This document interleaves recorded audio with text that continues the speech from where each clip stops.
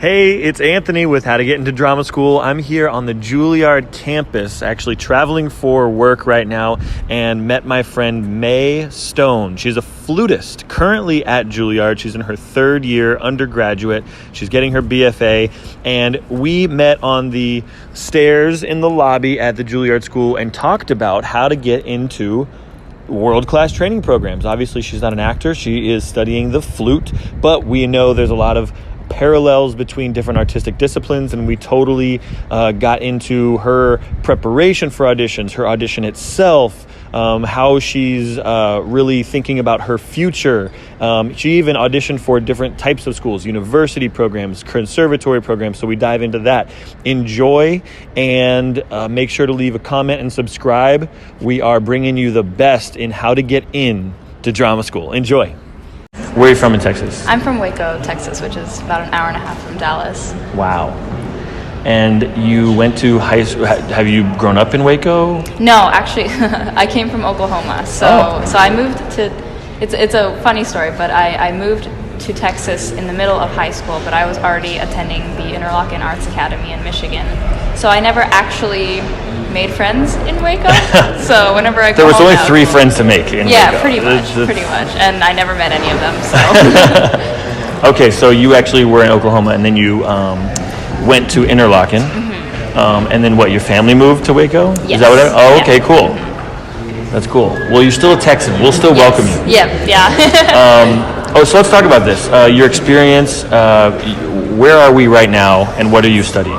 So currently I am at Juilliard, and I'm in my 3rd year undergrad, so I have 1 more year to go before I finish my music degree. Very cool. What is the degree? I play flute, so I'm majoring in flute performance. In Bachelor of Fine Arts? Yes. Okay, awesome. How are you liking it?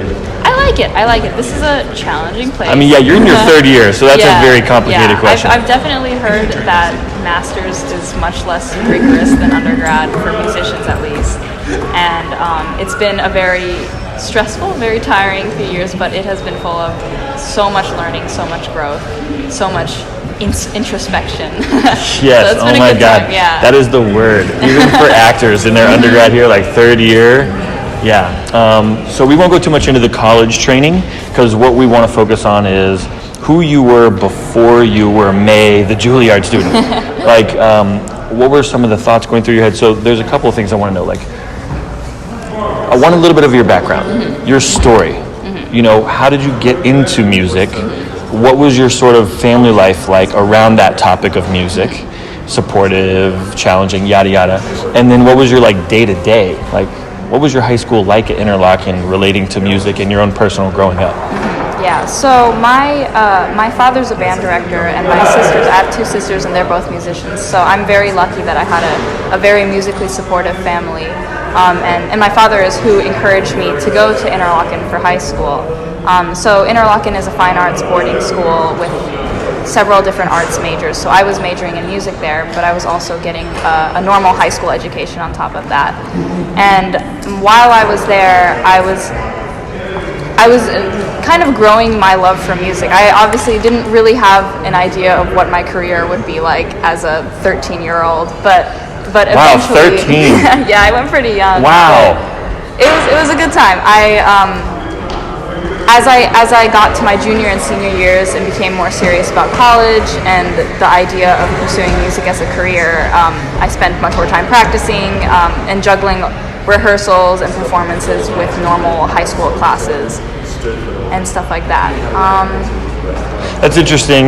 Yeah, I want to ask you about that. Like, when you say you really got used to how to juggle the amount of rehearsals with regular high school life, would you say that you just, over the years, worked harder on your craft as you led up to your auditions and stuff? Yeah. I mean, what is like a senior... Right, like, well, you know, as a high schooler, you don't really want to lock yourself in a practice room for hours, but I kind of had to do that. Sacrifices. Right, exactly. It was definitely easier at an art school because that was a more supportive environment for it. If I had been at public school the whole time, and the 1 year that I was in public high school, it was very difficult juggling that on top of other obligations because most people don't really expect you to do that, and they won't give you the time of day to practice so much. So that was both in normal high school and arts high school. That was something to juggle in different ways. Yeah. I have a question about your relationship to other musicians in high school. Now, I know you went to Interlochen for the most part. You spent 1 year at a public high school, but like, let's talk about Interlochen. Obviously, not everybody who studied flute at Interlochen or music got into Juilliard or even any of the top music schools. How did you separate yourself? You know, like obviously there's people who you recognize as people who push you, then there's people who you recognize that maybe aren't so maybe going to study it in college. Mm-hmm. How did you separate yourself knowing that you really did want to study? Like what were some of the disciplines you had that might have stood out that were different? I think the biggest thing... Or are you just raw talented and, you're a genius? Sure, right, yeah. Okay, I don't know. I think that what really helped me was, one, having a great relationship with my flute teacher, because she's the one who really pushed me and helped me get to the next level. But then also surrounding myself with people who loved music as much as I did, because that inspired me. Even if they weren't ultimately planning on majoring in it or pursuing it as a career, I think just having that energy and that appreciation continued to keep me motivated and inspired. Yeah, definitely.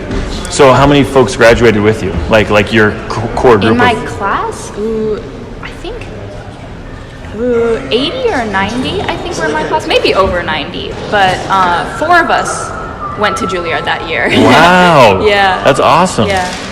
Were you excited about all 4 of those? Or I knew all of them. I'd played with most of them, and they were actually all 4 in my year were musicians.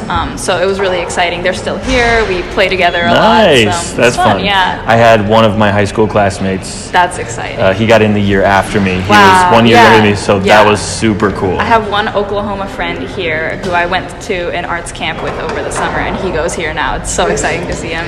All right, so let's talk a little bit more about this. We kind of got a picture of like who you are in the day-to-day life in high school, and like let's talk about your piece. So tell us about what the music schools require for a musician to audition. So for musicians, I believe it's a little different from drama in that, at least for flute, we are required to play several pieces that are already pre-chosen, as well as several orchestral excerpts, which are segments from major orchestral works, usually flute solos within these big pieces. So we have these predetermined pieces as well as 1 or 2 contrasting pieces that we can choose. Oh. So the way I went about picking the pieces that worked best for me was talking with my teacher, figuring out the pieces that I like the best, because it's pretty obvious when you don't like a piece of music and you play it, it shows. So something important. Same with drama. Right, exactly. Picking something that you love, because you want your love and your enthusiasm to show in the piece. And kind of working with what I was best at. I think in high school I was pretty bad at playing slow music, so I was picking all the flashy, fast things to show my technique and my agility or whatever. Yeah, love it. No, you understood your strengths. Right, and capitalizing on those. Of definitely. course, yeah, that's great. Mm-hmm. I did the same thing. Mm-hmm. We all do. Mm-hmm. And you go to trainings programs to learn how to get better at your weaknesses, right? So, but you want to put your best foot forward. That's a good lesson. Mm-hmm. So that's kind of a little bit how you chose your pieces. I guess now what I really want to dive into is, as a musician and as even maybe Interlochen, your own personal style of working on your pieces. Mm-hmm. Once you have a piece in front of you, you haven't played it or anything, or you're familiar with it, but now it's time to actually make it your own and get ready to audition with it. Mm-hmm. What does somebody like you actually do from the first and then all the way to the audition? Well, for musicians, if it's a piece that has recordings that other people have played of the piece, then it obviously helps to listen to that to get an idea of what it should sound like. But you have to take all of that with a grain of salt. You don't want your interpretation to sound exactly like somebody else's. So it helps to have it in your ear. But I also, after that, I kind of try not to listen to as many recordings so I can build my own interpretation. And then from there, it's about learning how to physically play the piece first, and then I start adding in dynamics and adding in different elements of my own preference. So slowing down here and there, or adding a trill if I want to, or stuff like that. So definitely the bass is first just getting it to a level where I can actually play it, and then adding my personality on top of that, I think is That's awesome. what I do. Yeah. That's really interesting. What does, I mean, you know, for someone who's not listening to music, we may not even know the difference between your interpretation and the other student who got in, of course. But do you feel like you departed or you really stood out with your interpretation? Do you feel like you were bringing your whole self to it? I mean, how do you fully realize something? I think I definitely tried to take each college audition that I took with as much enthusiasm as possible, because by the time I auditioned at Juilliard, it was my last school. I was tired. Me too. I didn't want to audition at that point. Yeah, I wanted to go home, but I tried to just put as much energy as I could. And I think what got me into the schools that I got into is that I wasn't perfect, you know, and I definitely had a lot to learn, but I think the teachers saw my desire to improve and the energy that I brought to each piece, and I think that's what really counts in an audition for an educational institution. Right. They want to hear your willingness to learn and improve. Yeah, definitely. I mean, I remember that too. It was like you put everything you've got, and then they kind of can sense, you know, he's got stuff to learn or she's got stuff to learn, but they want to. This is a coachable person. This is a person who is ready. And I think that that's what you're saying, and that's the way I was too. So I wrote down a couple questions here. In your actual audition, let's talk about that. So walk us through really quickly what goes on in the audition. So at least for flute, because there are so many of us, they have it split into different days. I think for me it was 2 days. I was on the second day, and there were maybe 30, 40 people that day who auditioned, maybe less. I'm bad at estimating people. But we all had our own time slots, and then we walked in, we played for the flute faculty, we went through all our rep, they asked us a few questions at the end, and then I left, waited a little while, and then they eventually told us who had advanced to the, quote, final round. And then, so it was the same process after that. You play, they ask you a few more questions, and they're just really trying to get to know you as a person and as a player. By then I was really tired, but that's how I went. Did they ask you to make any adjustments, or do you do adjustments to your piece? But sometimes they'll be like, if you play a short excerpt, they'll be like, can you play this faster, or can you play this more passionately, or something like that, and usually you don't really know what they're thinking. Like, I felt like, oh my god, did I not play it fast enough? But I think they just want to know that you're flexible and you can change interpretations really quickly. Interesting. And have you found that? I agree, we get adjustments too, and it's not necessarily because you didn't do something, it's just that they want to see how flexible you are, you know. As a musician, I'm sure you have, I'm sorry, are they conductors or directors? Okay. Yeah. They probably want to make adjustments to their piece. You have to be. Yeah, you have to be able to change. So that's a huge deal. Okay, cool. So we talked about some of those things. Now, when you were in your audition, in your own instinct, in your inner knowing, like, what do you think really helped you stand out? I know you mentioned your enthusiasm. You know, anything else that you felt like was a big factor about, or maybe like at Juilliard, something that stood out as opposed to another school you got, you know, into? Like, what do you think? Some factors. I think a big factor was honestly that I was not scared at that point, because I had auditioned for so many schools. I was just ready to be done. So maybe that came through, maybe a little too much. But I think just you have to feel comfortable in what you're doing. And by that time, I had played my pieces trillions of times, and I could do them in my sleep. And so I think getting to that point where I was so comfortable with what I was doing, and so that made it easier for me to make adjustments if required, or adjust to the acoustics of the room. I just knew exactly what I had to do with each piece, that it made it easier to be more accommodating to my surroundings and to the people who were listening. Yeah. So let me ask you, let's say you didn't get into Juilliard, okay?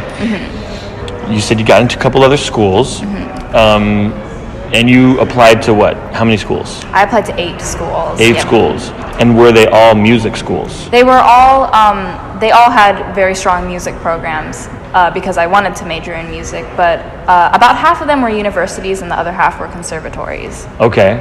I want to ask you about that in one second, but before I do, let's go back to if you didn't get into Juilliard and you got into a couple other schools, would you have been happy if you went to a different school? Absolutely. Absolutely. I think each school is really just what you make of it, and a lot of people say the most important part is the teacher or the students in your studio or even the location. And this isn't the perfect place for everybody, obviously, you know, and it really is just what you make of each school. If I had gone to a different school, I would have taken advantage of the resources that I have there and maybe the city I was in, and I would have been equally happy and probably would be learning in a different way, and I would probably be a different musician, but I think I would be very happy with where I was at. Cool. Yeah, I mean, because how many students get accepted to Juilliard? Do you know how many flute students? I don't know. In my year, I think 4 or 5 got in.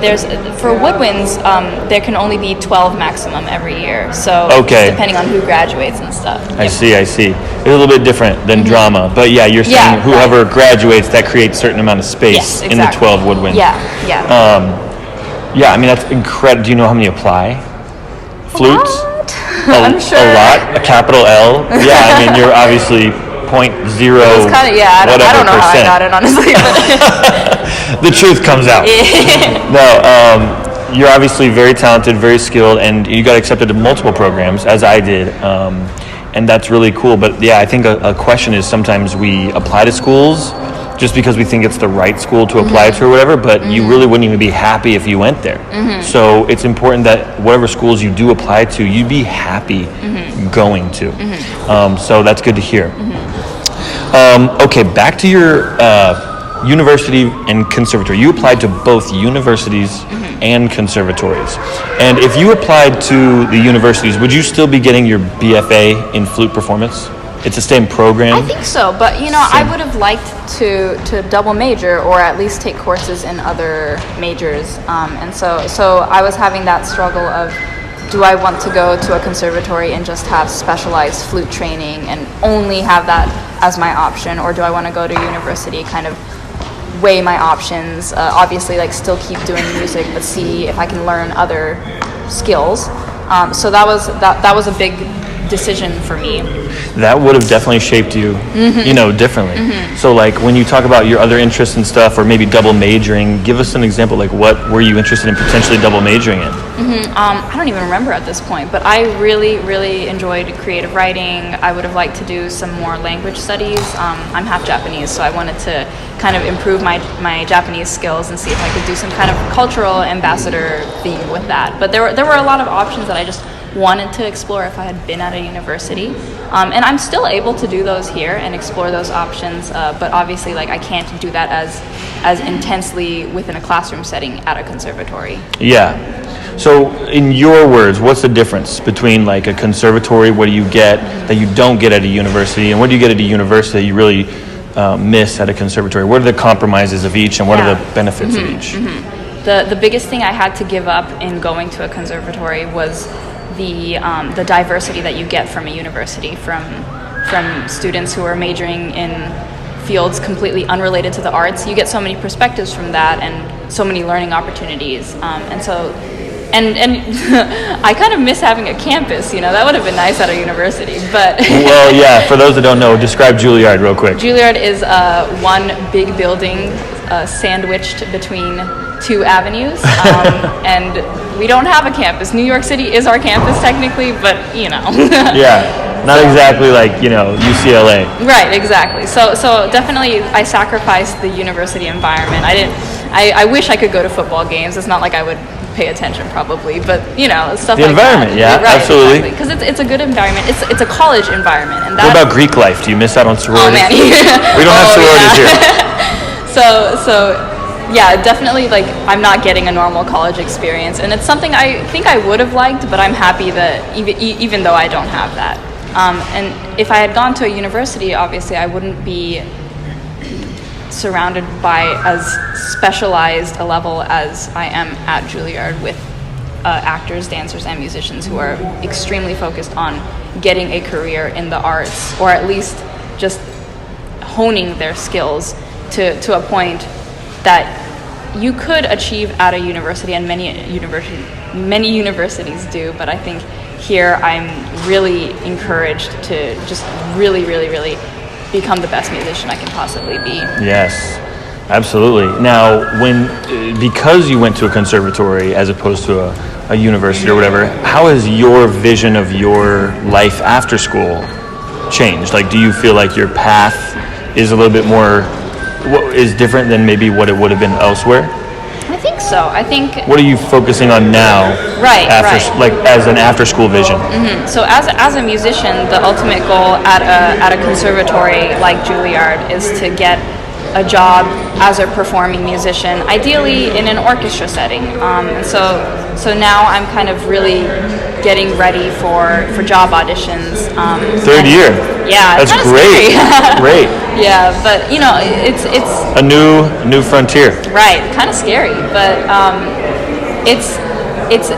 this is a school that really encourages that and prepares you for that, because I think if I was elsewhere, it would be an option, but I don't know, it's just very specialized here. So I think in being here rather than a university, I'm much more confident that I will be able to hopefully find a job in music and succeed in it. That's cool. Yeah. Does being in New York help? Oh, absolutely. I think 70% of my learning has come from everything outside of school, just because New York is such a cultural hub, and there's so much to do, so much to learn, so much to see, and so many different people that you can't meet either in a conservatory or a university. So I think that's helped me. I've gotten lots of gigs in the city, and learned how to approach a lot of different styles of music because of all the performance opportunities here. That's cool. And so you've gotten some real world opportunities. I don't want to go too deep into this because our focus is audition, but like, you know, you're in school, you're training, classical training, right? Mm-hmm. Have you ever had to deal with anything while you're getting gigs where it doesn't vibe with your training, and how have you negotiated that? Yeah, there are definitely gigs where people are like, we want you to play only pop songs, or you know, sometimes they want jazz, or they want, I don't know, like, I've never done it, but some of my friends have done klezmer music and stuff like that, so you have to be really flexible. Did you say klezmer? It's like, it's Yiddish Jewish music. Oh, okay. To keep it really vague. Great. But yeah, obviously not everybody wants classical music, and there are a lot of contemporary music opportunities out there too, and we have a few of those opportunities within school too. We're trained to be very flexible in as many genres of music as possible, but like the ultimate one is classical. So having these gigs outside of school and doing different genres of music within school has helped me become more flexible. That's as well. great. Yeah, that's awesome. Same with drama. Mm-hmm. I mean, at least in this program, and I know in other programs too, it's like you're meant to be able to authentically find your way into whatever character. Yes. You know, today's landscape in the arts is like more vast than anything. More unique voices are out there. So training and finding a training program that really encourages you to stretch is a big deal. All right, so this has been great. We could talk for a lot longer, but I'm sure you have given so much good value, and thank you for your perspective and your story.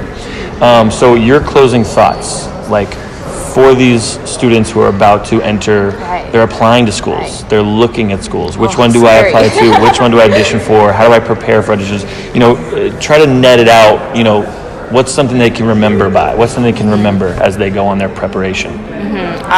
Honestly, the number one thing is just to love what you do, because if you don't, then you're not going to be happy, you know? And I think just approaching everything with as much positive energy and open-mindedness is definitely going to show as you get through the audition process. And if you can, you know, see if you can talk with some of the people at the schools you're thinking of, see what they think, but ultimately it's your own personal journey and your own personal happiness that's the most important, and like let that radiate through your art. Very cool. Well, thank you very much. Thank you. Yeah. Where are you headed now? To a practice room, probably. All right, enjoy. Okay.